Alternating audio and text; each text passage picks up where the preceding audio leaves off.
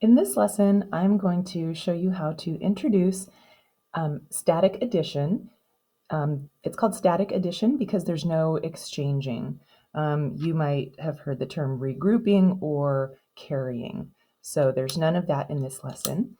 There's also no recording in this lesson. This is purely hands-on, and it introduces the idea of what adding is in a concrete way. And then later on, of course, children can record their answers, but this helps to focus them just in on the concept. Okay, and this is a great activity for a small group of children. The supplies include a container of or a bank of units of ones and tens. They can be base 10 blocks or they can be Montessori golden beads.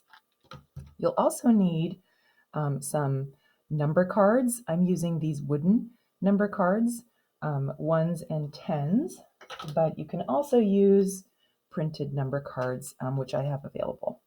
Okay, so you want to first know that none of your quantities should add up to 10 or more. So everything should add up to less than 10. Okay, so for example, let's start with 21. So you would have a child make 21 with the real material, and then you might have another child make that with the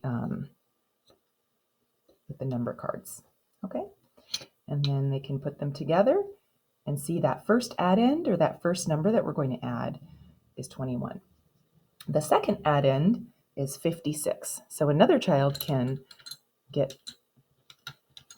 build that number with the real material. So 10, 20, 30, 40, 50, or 5 tens, and 1, 2, 3, 4, 5, 6 ones or 6 units. Okay, and then again, another child will get the cards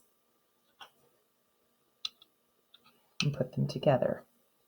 Okay, the next step is to show that adding is the putting together of quantities. So another child could put together the blocks and the cards, and then we're going to see what our sum is, or how much we have all together when we add 21 plus 56. So we'll start with the units, 1, 2, 3, 4, 5, 6, 7.